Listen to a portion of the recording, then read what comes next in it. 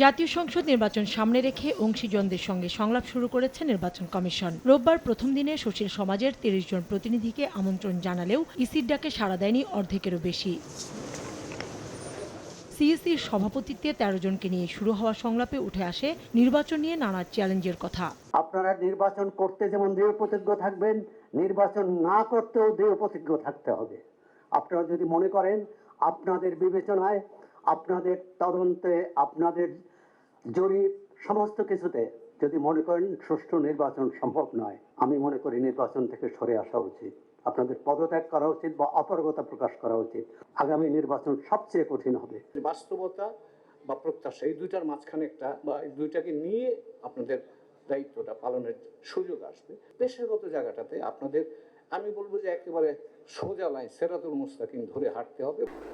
সামনে এই নির্বাচন কমিশন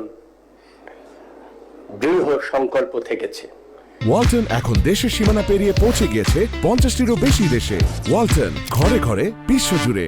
সুষ্ঠু, অবাধ ও নিরপেক্ষ নির্বাচনের জন্য কমিশনের নৈতিকতা জরুরি। দলমতের ঊর্ধ্বে উঠে নির্বাচন কমিশনকে নিরপেক্ষ এবং সাহস দেখানোর আহ্বান জানান তারা।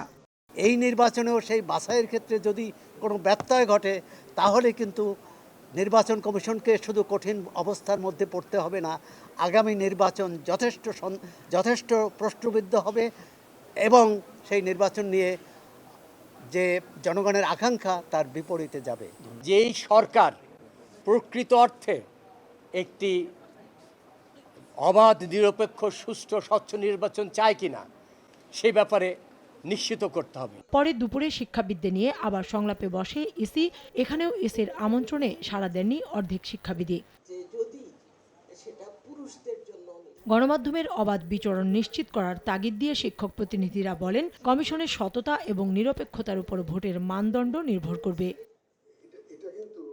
পরে সমাপনী বক্তব্য দেন সিইসি। বলেন, আইন অনুযায়ী সুষ্ঠু, সুন্দর, নিরপেক্ষ ভোট করতে প্রতিশ্রুতিবদ্ধ কমিশন।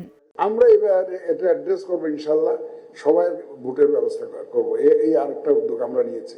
আইটি সাপোর্টেড পোস্টাল ব্যালটের মাধ্যমে অনেক পরীক্ষা নিরীক্ষা করে আমাদের অনেক এক্সপার্টদের ওপিনিয়ন নিয়ে আমরা একটা অপশন বের করেছি। এই নির্বাচন অনুষ্ঠানটা সুষ্ঠুভাবে সুন্দরভাবে করার জন্য যা যা প্রস্তুতি নেওয়া দরকার, এই ক্ষেত্রে আমরা অনেক এগিয়ে গেছি। সুষ্ঠু, সুন্দর, বিশ্বাসযোগ্য নির্বাচন দিতে প্রতিশ্রুতিবদ্ধ। এদিকে পূজার ছুটি শেষ হলে অক্টোবরের নারী নেত্রী, জুলাই যোদ্ধা, গণমাধ্যম কর্মী ও রাজনৈতিক দলগুলোর সঙ্গেও সংলাপ করবে ইসি। কাউসারা চৌধুরী, কুমু, সময় সংবাদ, ঢাকা।